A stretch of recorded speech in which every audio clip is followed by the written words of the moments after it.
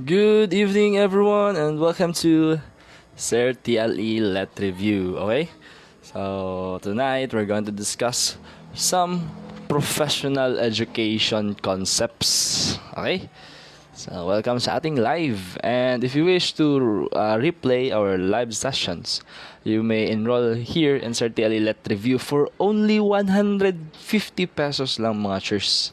Okay, so sa 150 pesos nyo, meron na kayong 5 months intensive review for general education, professional education, and the TLE-TVTE majorship.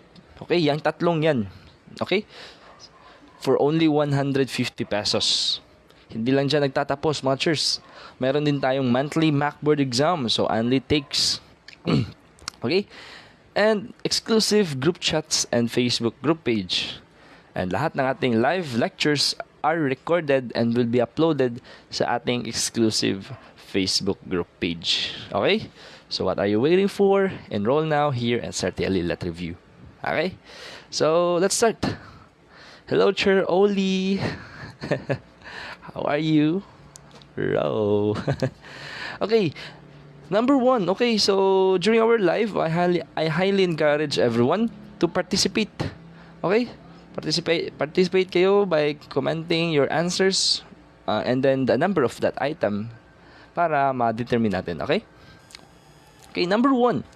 Teacher Kim, an English teacher, demonstrates new skill to be learned so that his students, this is her. Her students can watch her and later reproduce the skill. What learning theory is associated with the situation? A. Operant conditioning theory. B. Social learning theory. C. Cognitive development theory. Or letter D. Multiple intelligence theory. What is your answer for number 1? Okay? Huwag kayo matakot na magkamali, okay? Just comment your answers. This is a review pa naman. So, si Teacher Kim daw, meron din demonstrate na bagong skills na matutunan ng kanyang mga estudyante. And the students can watch her and later reproduce the skill. So, what learning theory is this? Is it operant conditioning? No, hindi ito operant conditioning theory. Ang operant conditioning theory developed by sino? Sino nag-develop ng operant conditioning theory? That is Bronfenner Skinner, B.F. Skinner. Okay? According to Skinner, the behaviorist theory focuses on learning through direct environmental consequences. So, such as, example, the rewards. No, magbibigay ka ng rewards, meaning, mas may matutunan yung estudyante. The reinforcements and punishments. So, following a behavior rather than watching a teacher's demonstration. Here, the question is looking for an answer that fits with this sentence. Okay? Good evening, Chair Hermine. Welcome po. So, what is your answer between letter B, C, and D? Multiple intelligence theory developed by Gardner. Okay? Don't forget this one. Gardner.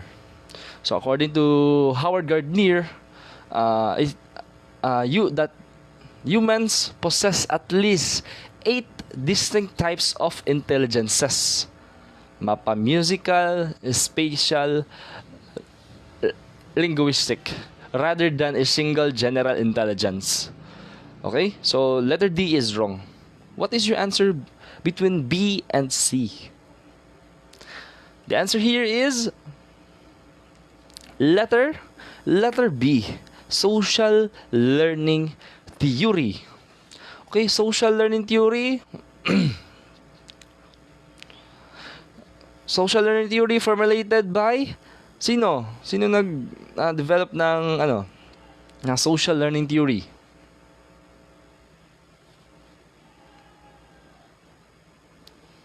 That is Albert Bandura. Okay? Albert Bandura.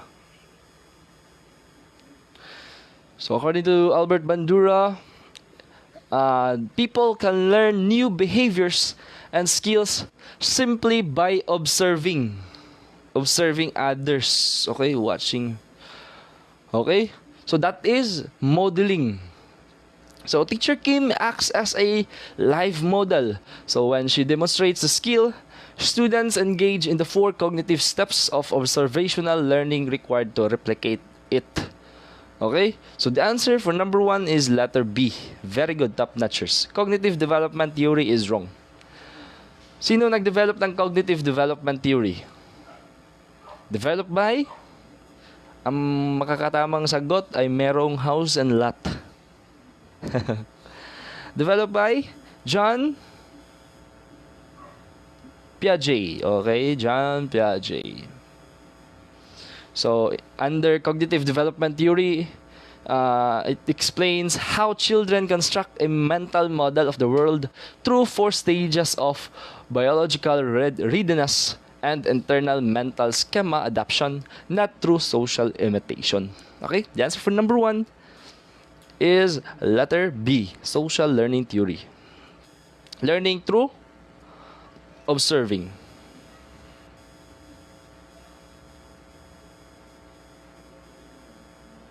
Okay, next. Nako, nakita niya ng answer. Okay, this is number 5. Okay, this is number 5. Number 5. According to Bronfenbrenner, what system contains structures that has direct contact with the child?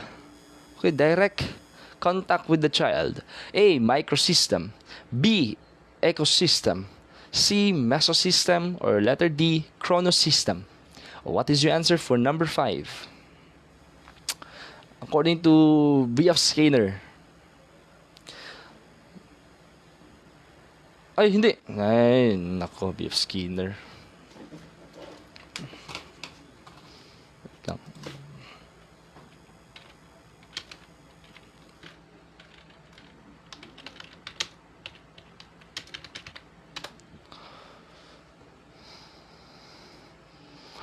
Okay, sorry. B.F. Skinner meaning Burhos Frederick. Ay, nako. Ito pala si Bronfenbrenner. Sorry. Okay, anong din-develop ni Yuri Bronfenbrenner? That is the ecological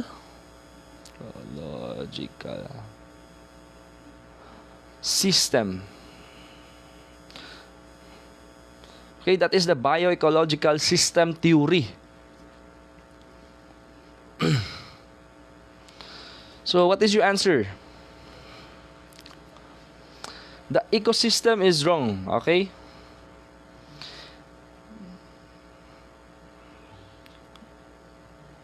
This is the exosystem.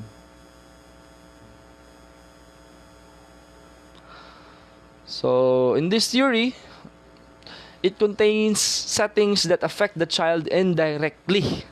So, opposite sa direct. So, even though the child is not physically present in them, such as parents' workplace, the school board decisions, or the community health services. Yes, very good. The answer here is letter A, microsystem. So when we say the microsystem, it is the innermost layer of an individual's development. So it contains the structures, environments, and relationships that have direct, immediate, and face-to-face contact with the child, such as your parents, your siblings. Okay? That is under the microsystem. The mesosystem naman represents the interactions or links between different microsystems and the child's life. So examples, the relationship between the child's parents and their teacher. So parent-teacher conferences, the PTA meeting, or the link between the family and the peer group.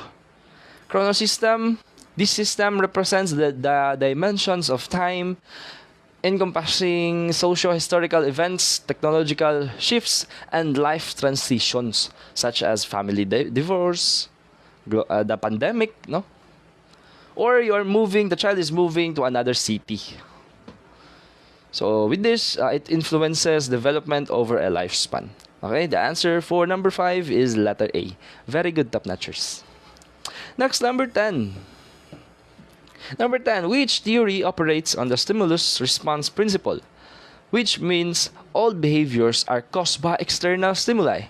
A. Existentialist theory. B. Behaviorist theory. C. Cognitive theory. Or letter D. Constructivist theory. What is your answer for number 10?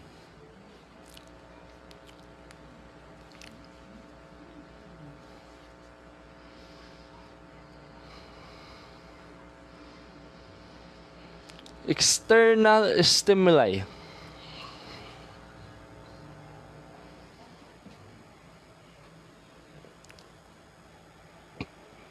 Existentialist theory is wrong. So, existentialist theory is a philosophical framework that centers on human freedom. Merong choice si student. Okay? So, that is not the answer. Constructivist theory. Constructivist theory. Wait, let me erase. Constructivist theory. So this theory states that learners actively construct their own unique understanding and knowledge of the world by reflecting on their personal experiences. Okay? What is your answer between letter B and letter C? Very good, Sir J-Lord. The answer here is behaviorist theory. So when we see the behaviorist theory, it operates entirely on the stimulus response principle. So behaviorism views the mind as a black box and argues that all learning and behaviors are passive reactions to outside environmental factors, which is the stimuli. So external conditions cause, shape, and maintain these observable behaviors through conditioning. Okay? Cognitive theory is wrong. This approach focuses on internal mental structures and processes, such as how we think, remembering a concept, perceiving knowledge, solving problems. That is cognitive theory. Okay? The answer for number 10 is letter B. Very good, everyone. Number 11. What is required to proceed to the next level if the student did not meet expectations in two learning areas? A. Take remedial classes even without passing them. B. Retain to a lower level. C. Take and pass the remedial class. Or letter D. Repeat the whole grade level. What is your answer for number 11?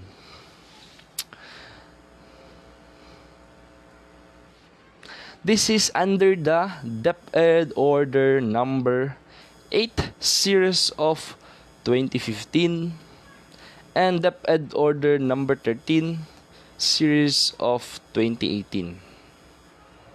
Okay, what is that? If merong dalawang subjects na bagsak si student, is it A. Take remedial classes even without passing them? No.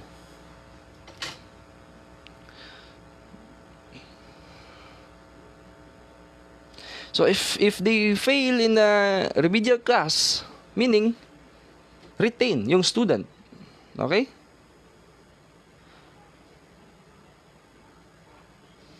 Retain to lower level, hindi.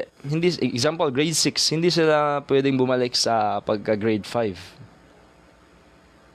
Okay? Repeat the whole grade level. Tsaka lang tayo sasagot dito if meron siyang 3 bagsak na subjects. Okay, merong 3 subjects na bagsak si student.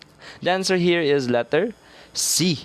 Take and pass remedial classes. So a student who does not meet expectations, grade 75 below. What is that? 75 below, that is 74 below. Okay, the answer for number 11 is letter C. Very good, everyone. Number 12. What type of curriculum refers to the unintended learnings, values, norms transmitted to students through the school's culture, environment, and the unwritten rules of peer and teacher interactions? A. Recommended curriculum. B. Hidden curriculum. C. Written curriculum. Or letter D. Supported curriculum. What is your answer for number 12? Very good, Sir Chinito. Oh, grabe, Sir Chinito. Pareho pala tayo, Sir Chinito. Okay, what is your answer for number 12? Unintended learnings, mga values, mga norms na pwedeng matutunan ng isang bata.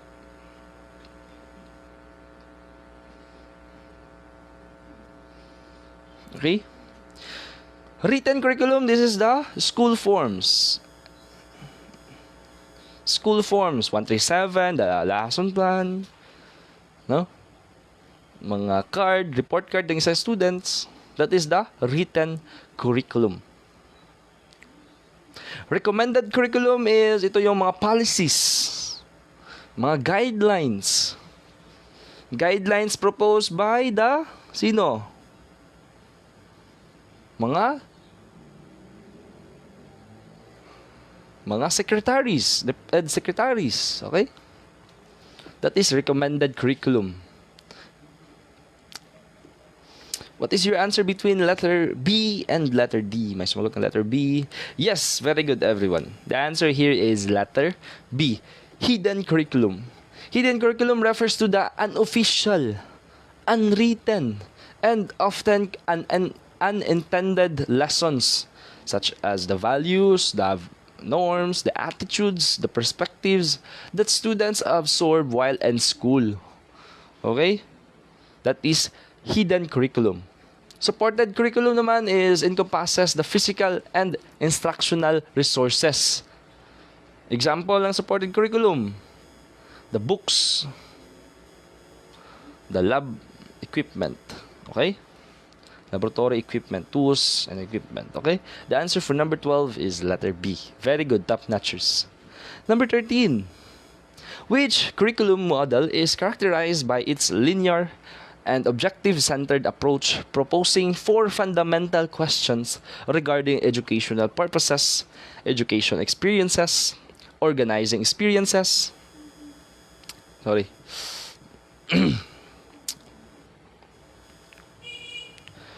organizing experiences, and evaluating?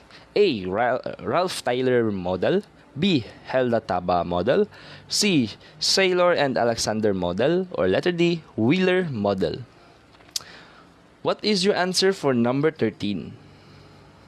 Very good, Sir Chinito. Naku, top-notcher to si Sir Chinito. What is your answer for number 13?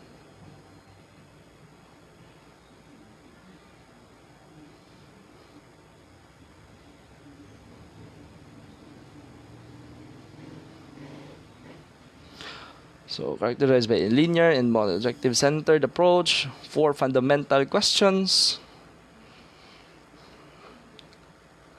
Hilda Taba is famous for grassroots.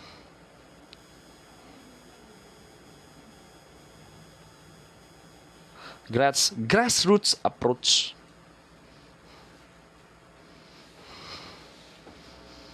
So, the bottom-up.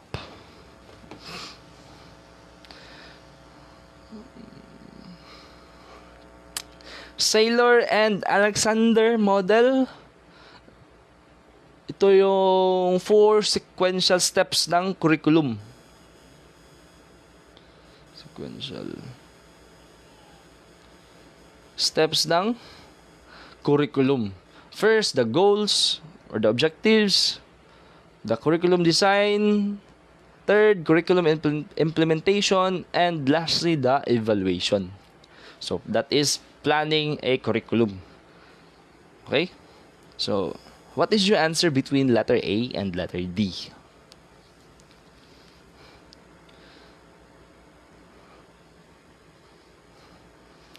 Wheeler model, ito yung sa curriculum, under the Wheeler model, curriculum development as a continuous 5-phase circle where evaluation feeds back directly into the initial phase of defining goals and objectives. Okay, the answer here is letter A. Ralph Tyler model. The answer for number 13 is letter A.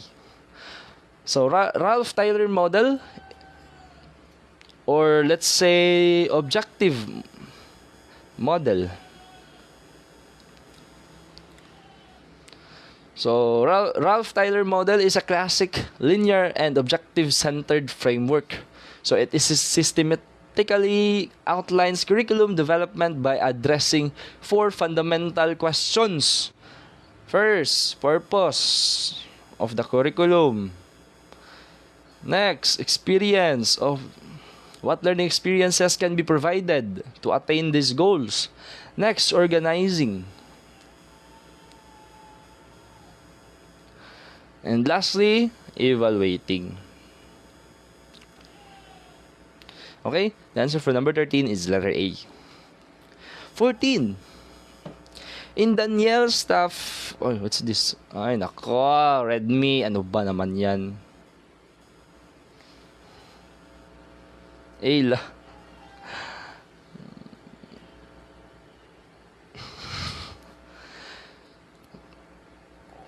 Okay, in Daniel Staffelbeam's CIPP model of curriculum evaluation, what does the letter I stands for? A. Implementation. B. Interaction. C. Instruction. Or letter D. Input.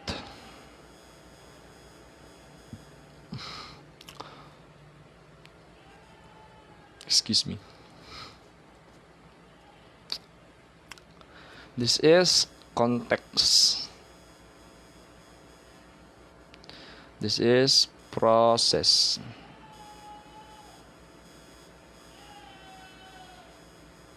This is product.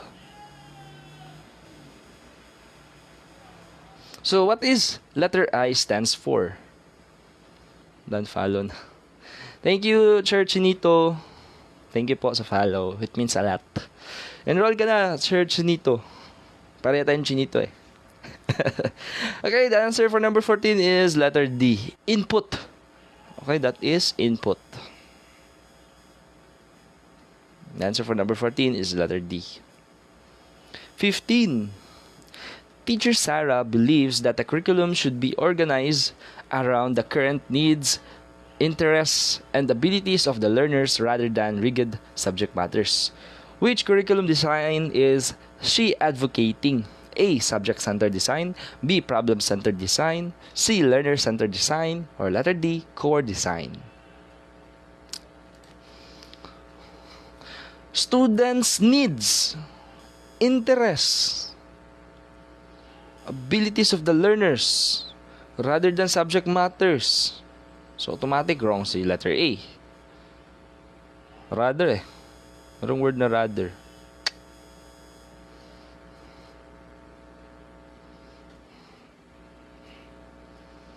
Walang core design. What is your answer between letter B and letter C? Very good. Oy. Very good, Sir Angeline, Sir Cyrene, Sir J. Lord. Very good. The answer here is letter C. Learner-centered design. So, problem-centered design, when say problem-centered design, structured around real world. Real world problems, situations, or issues. Diyan nakasentro ang letter B. But the learner-centered focuses on students' abilities, interests, and needs. Center C, learner. So that is letter C. Okay, the answer for number 15 is letter C. Very good, everyone. Next, 16. Hilda Taba advocated for the grassroots approach to curriculum development. Which of the following best describes this approach? A. Administrators and DepEd officials dictate the curriculum from the top down. B. Teachers design the curriculum themselves from the bottom up. C. The curriculum is entirely determined by national standardized testing requirements. Or letter D. Students are allowed to create the entirety of the curriculum without teacher guidance. Nako, hindi. Paano makaka-create ng students ng curriculum? Sila nga yung siniservisyohan ng teacher. Okay? What is your answer for letter A, B, and C? Okay. Nasaan yun? Top down. This is deductive approach.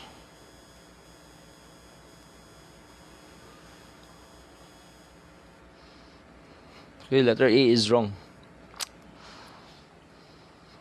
The curriculum is determining the national standardized testing requirements.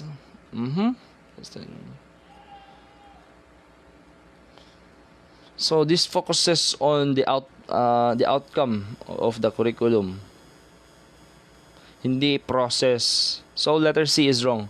The answer here is letter B. Okay? The answer for number 16 is letter B. Bottom up, ito lang yung tatandaan ninyo. Okay? Pag merong grassroots approach, Hilda Taba, that is bottom up. Okay? The answer for number 16 is letter B. Next, 17. Malayo tayo. 17. The teacher's detailed daily lesson plan, the official course syllabus. Okay. Detailed lesson plan, course syllabus, modular learning materials used in specific subjects are examples of A. Recommended, B. Assessed, C. Written, or letter D. Hidden curriculum. What is your answer for number 17? Course syllabus, daily lesson plan, mga modules, in short, school documents. That is letter C, written curriculum. Okay? Hidden, ito yung values, attitudes na natutunan ng mga estudyante. Recommended naman is ito yung mga policies ng isang national agencies in the education department.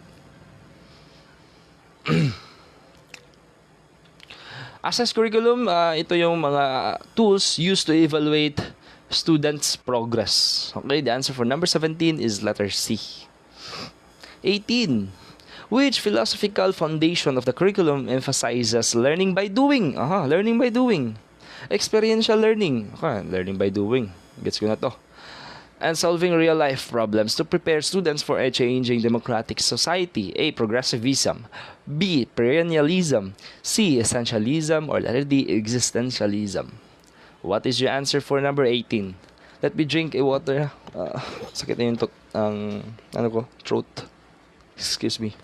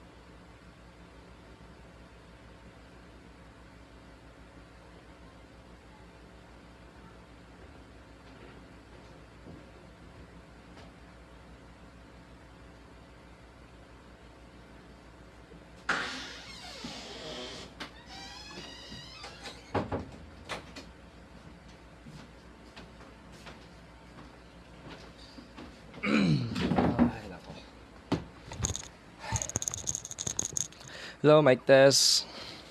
Wait lang, let me check my audio.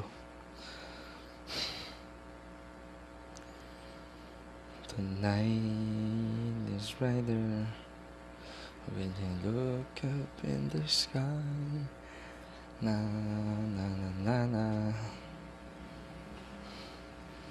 Wait lang, let me check my audio. Kasi masirain ito yung headphones. Sept. Wait lang po, ha? Hello, hello.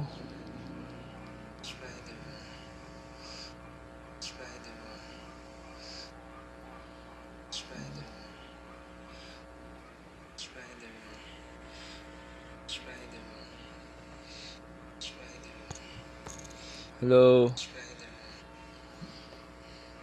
Uy. Hindi sa chair yung isang ganito. Grabe naman. Okay, what is your answer for number 18? Experiential learning. Learning by doing. That is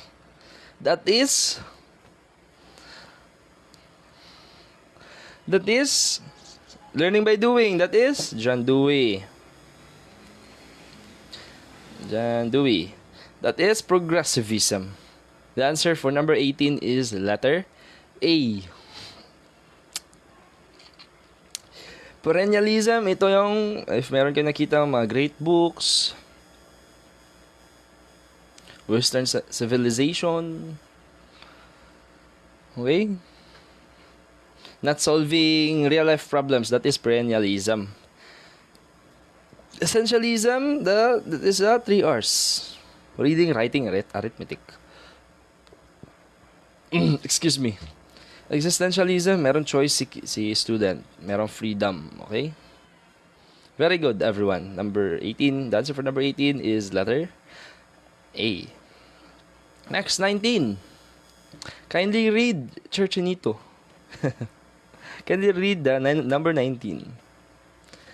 Number 19. Behaviorism, a psychological foundation of curriculum, emphasizes observable changes in behavior. Which of the following instructional practices is highly associated with behaviorism? A. Allowing students to construct their own meaning through collaborative exploration.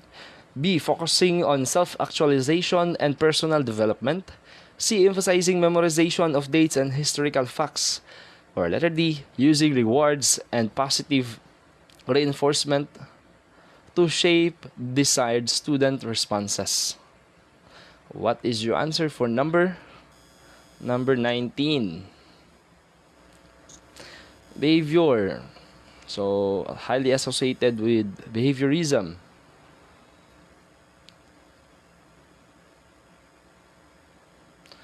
Their own meaning through collaborative construct. This is constructivism.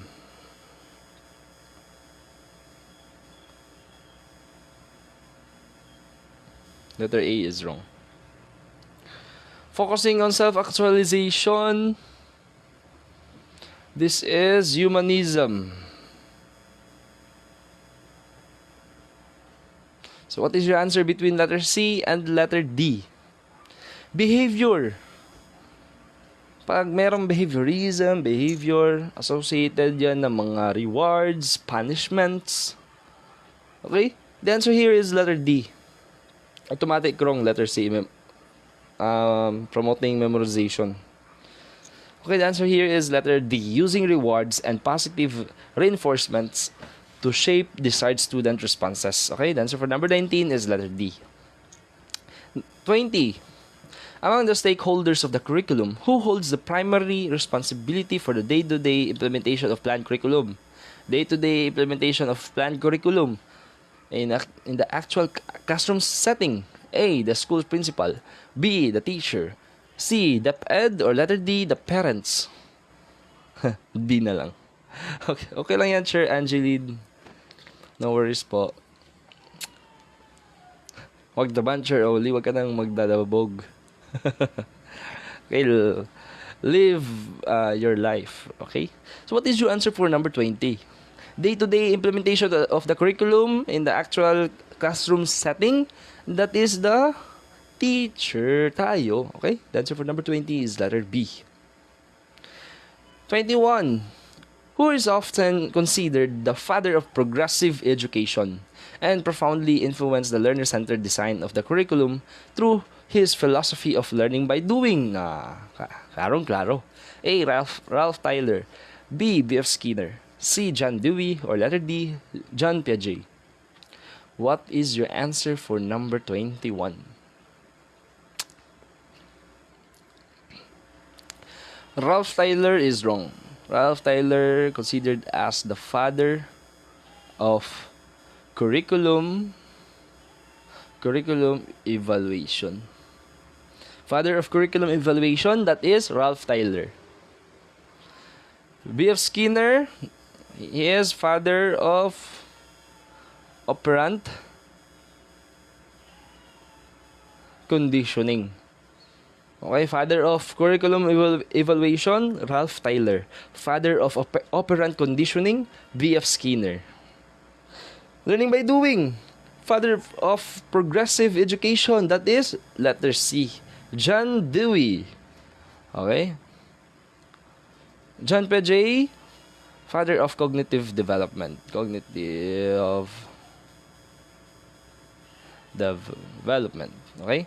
The answer for number 21 is letter C. Next, 22. Who is recognized as the father of modern education? The father of kindergarten. Oy.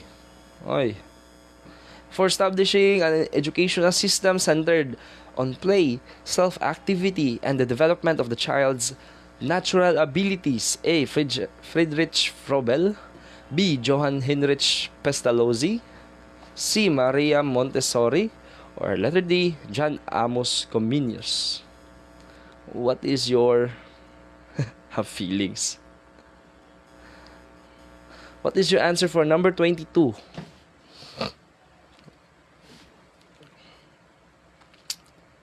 Father of kindergarten, father of modern education, that is Friedrich Frobel. Okay? The meaning, anong meaning ng kindergarten? That is children's garden.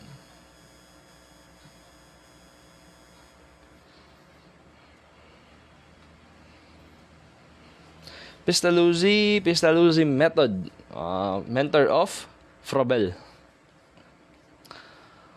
Maria Montessori, it is where student-centered model heavily emphasizes self-directed activity and specialized tactile learning apparatuses.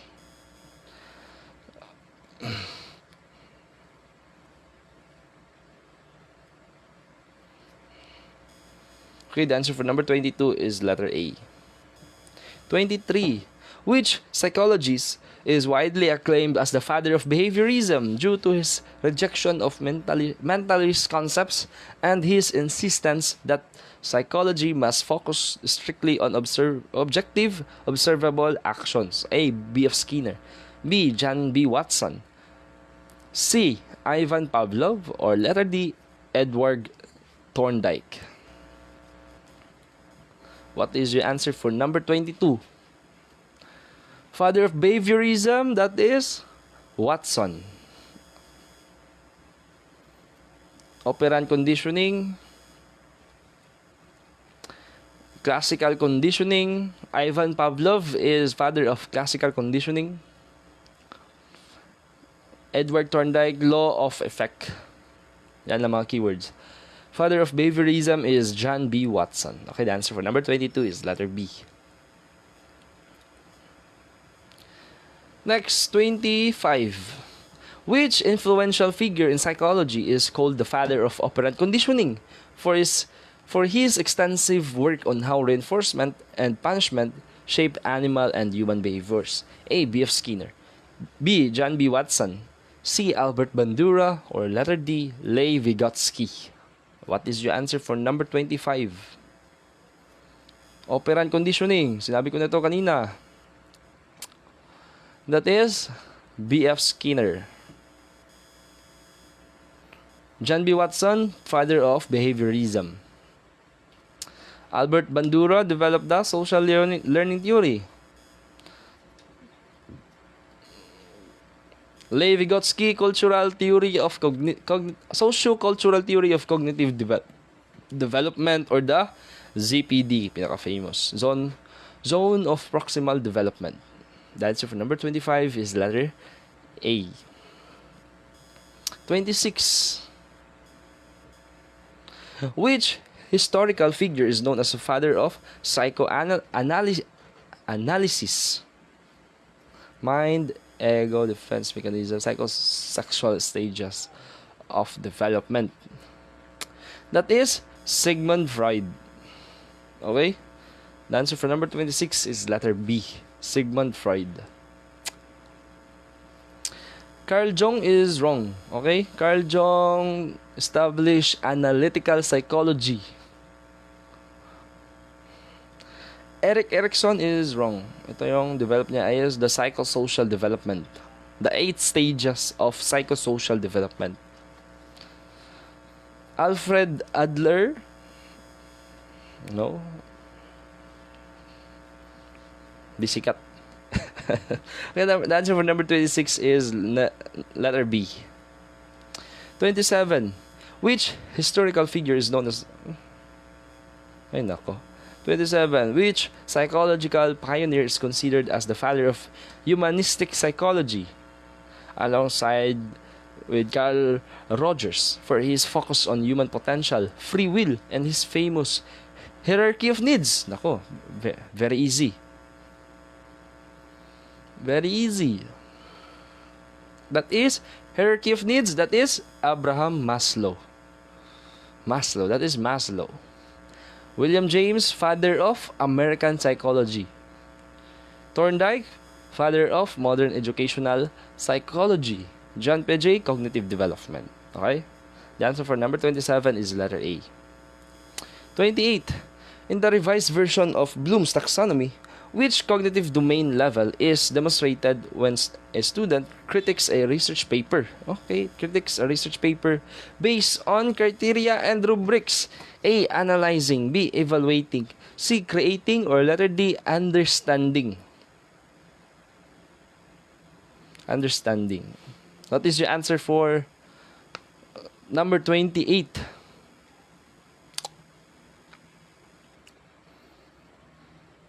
When we say analyzing, ito yung pag-relate ng isang concept to another concept. Okay? Creating the highest level in the revised taxonomy.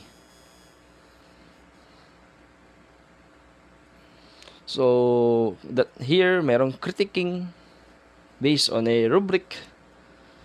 So, walang kinalaman, wala namang ginagawang bagong concept sa pag-critic ng isang research paper. When we say critic, you are assessing, you are correcting, you are checking. That is letter B, evaluating. Okay? Understanding, foundational level focuses on constructing meaning. Okay, the answer for number 28 is letter B, evaluating. No worries, Chair Oli. Okay, mga top notchers. So that ends with our session for tonight. Thank you for participating. Thank you for baby niya. Church Inito, Chair Oli, enroll na kayo. Okay? So that's all for tonight. See you tomorrow for our TLE TVTE Majorship Review. Okay? So goodbye everyone and God bless. Time to rest na.